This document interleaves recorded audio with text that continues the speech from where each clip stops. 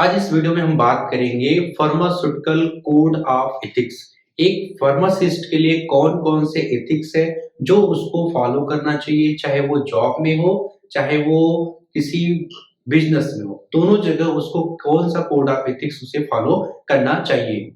जिसमें देखिए ये हेडिंग है आपका code of pharmaceutical ethics. Ethics का मतलब क्या होता है? Science of moral. पूरा मोरलिटी का जितना ज्ञान उसे हम कहते हैं साइंस ऑफ मोरल। पूरा नैतिकता, जितनी नैतिकता का पूरा ज्ञान उसे हम कहेंगे साइंस ऑफ मोरल। ठीक है।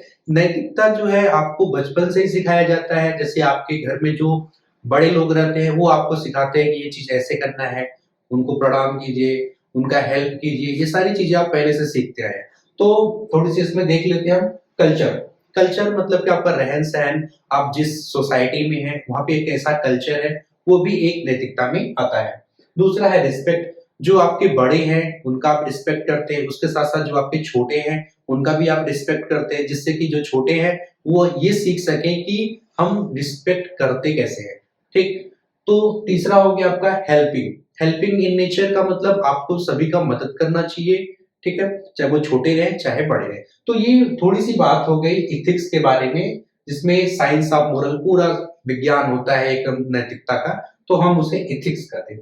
अब यही चीज को हम कोरिलेट करेंगे फार्मासिस्ट से, तो उसमें कुछ कोड बना हुआ है। मतलब कि कुछ बातें हैं, कुछ कोड है, कुछ सेंटेंस है जिसको हमें फॉलो करना होता है एक फार्मासिस्ट को। ठीक है। तो सबसे पहला पॉइंट है, जो कोड ऑफ फार्मास्यूटिकल एथिक्स है वो कहती है कि ये जो प्रोफेशन है वो एक नोबेल प्रोफेशन है, मतलब एक बेहतरीन आदर्श प्रोफेशन है। ठीक। दूसरा बात क्या है कि इसमें डॉक्टर्स, ड्रग, पेशेंट, आपको इसमें डॉक्टर से भी बातचीत करती रहनी चाहिए होगी, और ड्रग के बारे में भी पूरी इंफॉर्मेशन, ड्रग की मैन्युफैक्चरिंग, सेलिंग, सारा चीज आपको ड्रग का देखना होगा। उसके साथ साथ आपको पेशेंट को भी डील करना होगा। तो इसमें डॉक्टर, ड्रग, पेशेंट, आपको तीनों लोग से कोरिलेशन बनाना होगा। फिर उसके बाद देखिए एक इंपॉर्टेंट पॉइंट है, एक इंडिया के फिलोसोफर, फिजिशियन, फार्मासिस्ट, तीनों की तरह काम कर रहे जिनका नाम है चरक, वो कहते हैं फार्मासिस्ट के लिए, even if your oven life be in danger, अगर आपकी खुद की लाइफ डेंजर में हो, you should not neglect the interest of your patient, आप अपने पेशेंट का ध्यान उस पे से नेग्लेक्ट नहीं करेंगे। ठीक है। जैसे कि अगर आप खुद बीमार हैं लेकिन उस समय भी आप उस पेशेंट को ध्यान देंगे, ऐसा नहीं होगा कि आप उस पेशेंट को छोड़ देंगे उसको बीमारी हालत में, ऐसा तो करेंगे नहीं। तो ये एक अहम रोल है फार्मासिस्ट के लिए। ठीक है। तो ये हो गया आपका कोड ऑफ फार्मास्यूटिकल एथिक्स के बारे में थोड़ी सी डिफिनीशन। अब देखिए इसमें कोड कौन कौन से हैं। जैसे पहला कोड है आपका pharmacist in relation to his profession, वो अपने प्रोफेशन में है तो कैसे काम करेगा।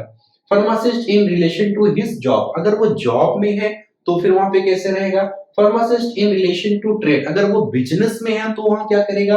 Pharmacist in relation to medical profession, अगर किसी मेडिकल प्रोफेशन में काम कर रहे हैं तो वहां पे वो कैसे काम करेंगे। इसके अंदर भी कई सारे पॉइंट्स हैं जो हम अभी आगे इसके बारे में देखते हैं। तो इसमें पहला देखिए, pharmacist in relation to his profession. Profession से रिलेटेड कौन कौन सा कोड ऑफ एथिक्स है, जिसमें पहला है आपका प्रोफेशनल विजिलेंस। एक प्रोफेशनल काम कर रहे हैं उसमें आपको विजिलेंस, उसमें एक जागरूकता की तरह काम करना है। ठीक है। वहां पे आपको फुल अटेंशन, जैसे आप हॉस्पिटल में काम कर रहे हैं तो वहां पे डॉक्टर्स, पेशेंट, जो भी आपको काम करना है वो फुल अटेंशन के साथ वहां पे काम करेंगे। ठीक है। दूसरा है लॉ अबाइडिंग सिटीजन्स। ठीक है। जो भी लॉ अबाइडिंग सिस्टम मतलब होता है कि जो भी रूल्स रेगुलेशन बना हुआ है, ठीक है, उसको आप एक हॉनेस्ट तरीके से उसको फॉलो करेंगे, ओबे करेंगे, उसका पालन करेंगे। फिर आपका रिलेशनशिप विद प्रोफेशनल। ठीक है। रिलेशनशिप प्रोफेशनल का मतलब कि आप अपना रिलेशनशिप एक प्रोफेशनल की तरह रखेंगे। उसमें देखिए वर्किंग विद टुगेदर, जहां पे भी आप काम कर रहे हैं, जितने भी आपके साथ लोग काम करते हैं उनके साथ एक प्रोफेशनल तरीके से रहेंगे, अच्छे से रहेंगे, रिस्पेक्ट करेंगे। जो भी उनका, अगर आपसे सीनियर्स है तो उनका जो भी ऑर्डर है उसको फॉलो करेंगे, जो जूनियर है उनके साथ भी आप रिस्पेक्ट की तरह रहेंगे। उससे होगा क्या, जो आपका ऑर्गेनाइजेशन है उसमें बेनिफिट्स होगा, और जो भी वहां पे लोग आएंगे उनको भी अच्छा लगेगा देख के कि हाँ ये सब प्रोफेशनल लोग हैं। ठीक है। उसके बाद है डेकोरम एंड प्रॉपर्टी। डेकोरम और प्रॉपर्टी का मतलब होता है जो आपका बिहेवियर वो बिहेवियर आपका एक पोलाइट होना चाहिए, अच्छा होना चाहिए, ठीक है। दूसरा है करेक्ट एंड एक्सेप्टेबल मोरल, और आपका जो मोरलिटी नैतिकता हो वो अच्छी और एक्सेप्टेबल, मतलब कि आप किसी से बात कर रहे हैं तो उसको अजीब ना लगे या एंजाइटी ना फील हो, ठीक है। तो इस तरीके से बात करनी है, इस तरीके से आपको रहना है आप उस प्रोफेशन में, ताकि सारा चीज वहां पे अच्छा लगे, ठीक है। दूसरा है आपका pharmacist in relation to his job. आप जॉब में रहते हुए क्या क्या करेंगे? पहला है आपका scope of pharmaceutical services. Scope of pharmaceutical services, चाहे आप इंडस्ट्री में हो चाहे आप ड्रग स्टोर में, दोनों चीज यहाँ पे फॉलो होंगी। पहला है विदाउट डिले, जो भी आपको काम दिया जा रहा है उसको विदाउट डिले, कोई उसमें डिले नहीं होना चाहिए, आपको वो काम तुरंत करना होगा, क्योंकि इमरजेंसी कुछ सप्लाईज होती हैं, तो वहां पे इमरजेंसी का भी आपको ध्यान रखना है कि जल्द से जल्द काम को आप पहुंचाएंगे। अगर आप स्टोर में हैं तो मान लीजिए कोई पेशेंट आया है, उसके ट्रीटमेंट के लिए आपको ड्रग जल्दी पहुंचाना होगा, या मैन्युफैक्चरिंग का आपको इंडस्ट्री मैन्युफैक्चरिंग का काम करना है, वहां भी आपके पास पूरा लॉट से रहते हैं, वहां भी आपको जल्दी से काम करना होता है, ठीक है। दूसरा आपका कंडक्ट ऑफ फार्मेसी, जो आप स्टोर में है तो वहां पे जो आप फार्मेसी चला रहे हैं, तो वहां पे सबसे पहला क्या है? Avoid error. जो वहां पे एरर, जहां पे आपको या प्रोसेस में जो एरर ऐसा लगता है कि वहां पे एरर हो जाएगा, तो उस चीज से आपको बचना है। उससे बचने के लिए आप चाहे जो भी कर सकते हैं, मतलब मार्क कर सकते हैं, किसी का फाइल बना सकते हैं कि ये चीज ऐसे होना चाहिए, ठीक है। तीसरा है फॉलो रूल्स एंड रेगुलेशन, जो भी वहां का रूल रेगुलेशन है, जिस तरीके से वहां पे लिखा गया है कि इस तरीके से ऐसे ऐसे काम करना है, तो उस तरीके से ही आपको काम वहां पे करना होगा। ये नहीं कि आप जो वहां पे लिखा है उसके अगेंस्ट काम करें, तो वहां पे कुछ अगेंस्ट काम नहीं करना है। नेक्स्ट आपका हैंडलिंग ऑफ प्रिस्क्रिप्शन, जो अगर आप हॉस्पिटल में हैं तो वहां पे जो डॉक्टर्स आपको प्रिस्क्रिप्शन दे रहे हैं, जो प्रिस्क्राइब कर रहे हैं मेडिकल प्रैक्टिशनर, तो वहां पे विदाउट कमेंट, कोई भी आपको उनको कमेंट नहीं करना है, तुरंत वो चीज उनसे ले लेना है। इनकेस अगर वहां पे कोई गलती है तो वहां पे जाके फिर से उनसे बात करनी है, फिर से उनसे सही कराना, फिर आप पेशेंट को उसको ड्रग को देंगे। दूसरा इसमें देखिए पेशेंट एंजाइटी, इन केस अगर आप ड्रग्स जो लिए हैं वो पेशेंट को दे रहे हैं, तो ऐसा आपको उनको बताना है कि पेशेंट को एंजाइटी फील ना हो, बल्कि आपके ऊपर उनको फेद हो, कि एक विश्वास हो, आप जिस तरीके से उनको बता रहे हैं उनको एक विश्वास आपके प्रति बना रहे, उनको एंजाइटी अजीब ना लगे। नेक्स्ट आपका हैंडलिंग ऑफ ड्रग। यहाँ पे हैंडलिंग ऑफ ड्रग का मतलब जो आप ड्रग को हैंडल कर रहे हैं, चाहे स्टोर में चाहे इंडस्ट्री में, तो वहां पे क्या है? एक्यूरेट डोज, जो भी आप वहां पे अगर प्रिपरेशन के लिए ले रहे हैं तो जो एक्यूरेट क्वांटिटी है वो लेंगे आप। अगर आप हॉस्पिटल में है या ड्रग स्टोर में है तो वहां पे एक्यूरेट डोज, जितना डोज उस प्रिस्क्रिप्शन में लिखा गया उतना ही डोज वहां पे आप लेंगे। फिर स्टैंडर्ड क्वालिटी ऑफ ड्रग, आप एक स्टैंडर्ड क्वालिटी आप ड्रग को ही यूज करेंगे हैंडलिंग ऑफ ड्रग्स में। तो ये दो तरीके के आपके हो गए प्रोफेशन के लिए और जॉब्स के लिए, क्या क्या कोड ऑफ एथिक्स आपको फॉलो। नेक्स्ट आगे देखते हैं हम pharmacist in relation to his trade. अगर वो बिजनेस में है, कौन कौन सा उसमें कोड ऑफ एथिक्स उसको फॉलो करना होगा, जिसमें पहला है प्राइस स्ट्रक्चर। जो ड्रग्स की जो प्राइस स्ट्रक्चर है वो कैसी रहनी चाहिए? Fair price. फेयर प्राइस का मतलब कि जैसे आप स्टोर खोले हैं, आपके साथ कई लोग भी स्टोर खोले होंगे, तो आपको प्राइस जो एक्चुअल में जो है वही प्राइस वहां पे रखनी है। ऐसा नहीं कि आप प्राइस बढ़ा दें या प्राइस आप घटा दें, तो इस तरीके का काम वहां पे आपको नहीं करना है। फिर क्या है? Adequate quantity and quality. जो भी ड्रग की प्राइस है और जो भी क्वालिटी है, क्वांटिटी है, उसी हिसाब से आपको देना है, ठीक है। जैसे 10 रुपए में अगर आपको 10 mg मिल रहा है तो 10 mg देंगे, ऐसा नहीं वहां से आप कुछ कम दे दें, तो ये काम नहीं करना है। जो भी ड्रग की जो दवा है, जो क्वांटिटी है, जो क्वालिटी है, जितने में आ रही है आप उसी क्वालिटी को पेशेंट को देंगे, ठीक। तो ये हो गया प्राइस स्ट्रक्चर। दूसरा आपका फेयर ट्रेड प्रैक्टिस, मतलब कि जो आप बिजनेस कर रहे हैं वो अच्छी तरीके से आपको करना है। उसमें क्या है? कट थ्रोट कंपटीशन, मतलब कि जैसे आपने अपना बिजनेस स्टार्ट किए, आपके साथ भी कई लोग बिजनेस वहां पे स्टार्ट किए होंगे, तो आपको अपने स्टोर पे ये चीज नहीं रखना है कट थ्रोट कंपटीशन, मतलब कि आप किसी को कट दे दे रहे हैं कि आपको हम इतना, आप मेरा इतना सेल कराइए, मैं आपको इतना कमीशन दे दूंगा, तो ये काम आपको नहीं करना है। दूसरा है प्राइस एंड गिफ्ट। आप वहां पे प्राइस, किसी को प्राइस या गिफ्ट का लालच ना दीजिए। लोअर प्राइस ऑफ मेडिसिन, आप दूसरे के अगेंस्ट काम करके वहां पे ड्रग की प्राइस कम कर दे रहे हैं, तो ये काम नहीं करना है। कॉपीज लेबल एंड ट्रेडमार्क्स, किसी के लेबल्स को या ट्रेडमार्क्स को कॉपी करके अपनी सेलिंग बढ़ाने के चक्कर में, तो ये सब काम वहां पे आपको नहीं करना है, ठीक है। तो कौन कौन सा कट नहीं करना है? वहां पे प्राइस या गिफ्ट का लालच नहीं देना है, किसी भी ड्रग का दवा का दाम कम भी नहीं करना है आपको और किसी के लेबल्स और ट्रेडमार्क को कॉपी नहीं करना है। नेक्स्ट है परचेस ऑफ ड्रग। आप दवा जो खरीद के लाएंगे अपने स्टोर पे वो कैसा होना चाहिए, वो एक जेन्युइन एंड रेपुटेबल सोर्स से होना चाहिए, जहां से वैलिड, जिसके पास लाइसेंस हो और वो रेपुटेबल हो, वहां से ही जेन्युइन जगह से ही आपको ड्रग को परचेस करना है।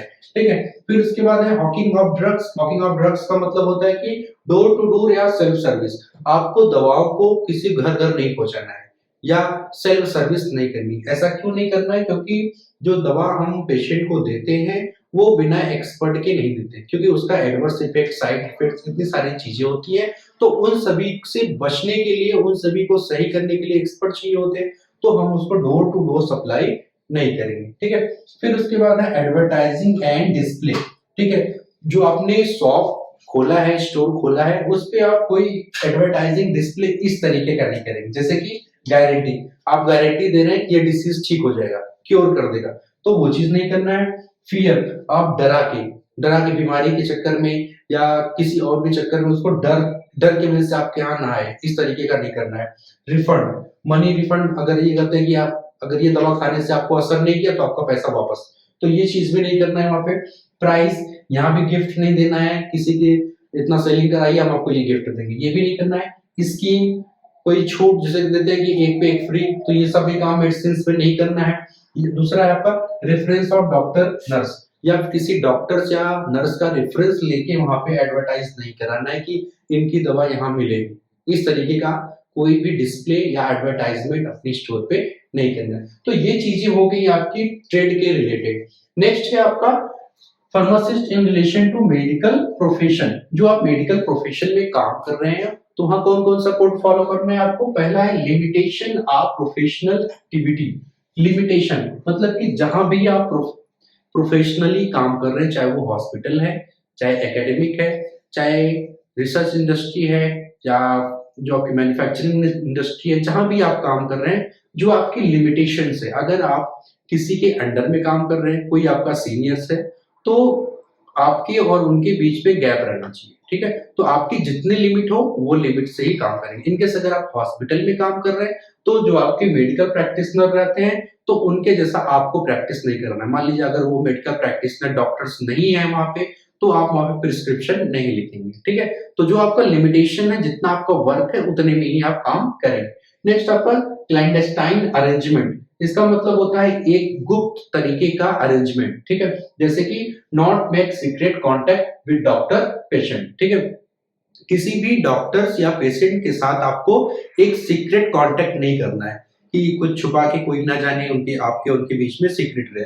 किसी कमीशन को लेके या कुछ भी चीजें हो, कमीशन को लेके या कुछ भी समझ लीजिए, तो उनकी आपके उनके बीच में कोई भी को रिलेशन, सीक्रेट रिलेशनशिप नहीं होना चाहिए। ठीक है, फिर उसके बाद है लाइसेंस विद पब्लिक। जो पब्लिक है और आप हैं, आप और उनके बीच में जो नॉलेज का है वो भी गैप रहना चाहिए। जैसे कि अगर मान लीजिए आप एक फार्मासिस्ट की तरह काम कर रहे हैं, डॉक्टर्स की तरह काम कर रहे हैं, तो आपने अपने ड्यूरेशन में जो भी चीजें सीखी है उसको आप किसी थर्ड पार्टी को, किसी पब्लिक को नहीं बताएंगे। जो आपकी टेक्निकल चीजें हैं वो चीज आप उनको शेयर नहीं करेंगे। हाँ, आप ड्रग के रिलेटेड, डिसीज के रिलेटेड आप उनको जो जानकारी देने लायक है वो जानकारी दे सकते हैं। अब ये नहीं कि आपका जो मेथड है, जो फॉर्मुलेशन है, जो टेक्निक्स है, वो आप उनको ना करें, क्योंकि वो चीज अगर वो लेंगे तो वो फिर वो करने लगेंगे। अब उनके बारे में वो तो पूरा उनके पास नॉलेज होगा नहीं, तो वहां पे दिक्कत हो जाएगी। तो इसलिए जो आपके पास नॉलेज है उसको आप अपने पास रखे रहिए, उसको आपको किसी के साथ शेयर नहीं करना है, चाहे वो पब्लिक हो चाहे वो थर्ड पार्टी हो, किसी के साथ शेयर नहीं करना है। ठीक है, तो इस तरीके का आपका हो गया code of pharmaceutical ethics. Ethics में आपने एथिक्स के बारे में पढ़ लिया, कोड क्या होता है, उसके 4 पॉइंट, चारों के अंदर जो भी 4-3 पॉइंट है वो उसको आपने देख लिया। अगर आपको कहीं इसमें किसी भी पॉइंट पे नहीं समझ में आया तो आप कमेंट बॉक्स में पूछ सकते हैं। Okay, thank you.